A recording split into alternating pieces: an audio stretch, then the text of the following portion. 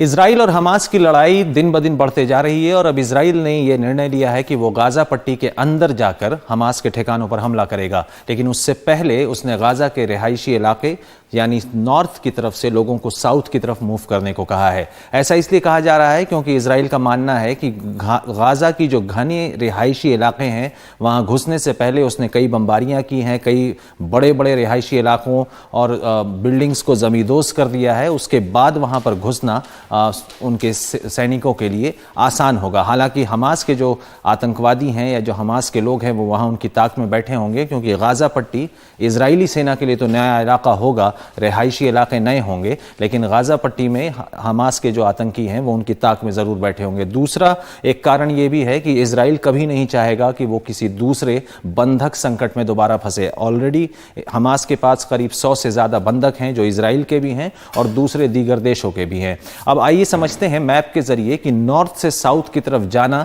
कितना मुश्किल होगा। 24 घंटे के अंदर क्या 10 लाख से ज्यादा लोग उत्तर से लेकर साउथ यानी दक्षिण की तरफ जा पाएंगे या नहीं। तो ये इलाका है जबालिया कैंप जो नॉर्थ की तरफ आपको दिख रहा है। यहां एक रेफ्यूजी कैंप भी है और ऑलरेडी गाजा में करीब 4 लाख से ज्यादा लोग डिस्प्लेस हो चुके हैं, इधर से उधर हो चुके हैं। इसके बावजूद आज 24 घंटे का समय दिया गया है और यहां से इन लोगों को कहा गया है कि आप इस लाल रेखा के इधर यानी दक्षिण की तरफ मूव करें।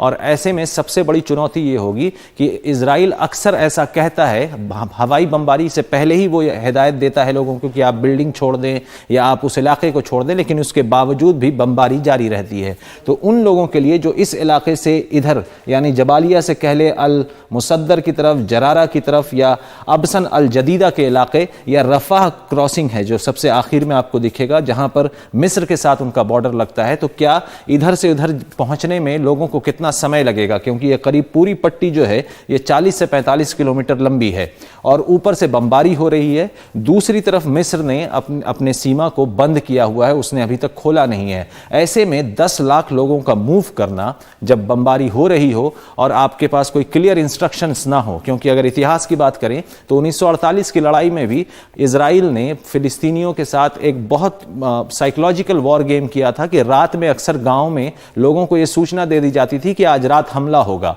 हमला कब होगा ये नहीं पता चलता था। वही स्थिति यहां पर भी है। 2 दिनों से खबरें चल रही हैं कि गाजा पट्टी में इजराइल की सेना घुसेगी, आज सेना की तैनाती हो गई है, लेकिन अभी तक अंदर जाने की सूचना नहीं आई है। लेकिन बहुत ज्यादा चांसेस हैं कि जल्द से जल्द इजरायली सेना अंदर गाजा पट्टी में जाएगी। हालांकि संयुक्त राष्ट्र ने कहा है कि इससे बहुत बड़ा ह्यूमैनिटेरियन क्राइसिस पैदा हो सकता है, बहुत ज़्यादा मुश्किलें पैदा हो सकती हैं। अब देखना होगा कि जो विश्व के शक्तिशाली देश हैं, चीन है, रूस है या अमेरिका है, क्या वो इसको रोकने के लिए कोई कदम उठाता है या फिर गाजा पट्टी में दोबारा से मामला और बढ़ेगा।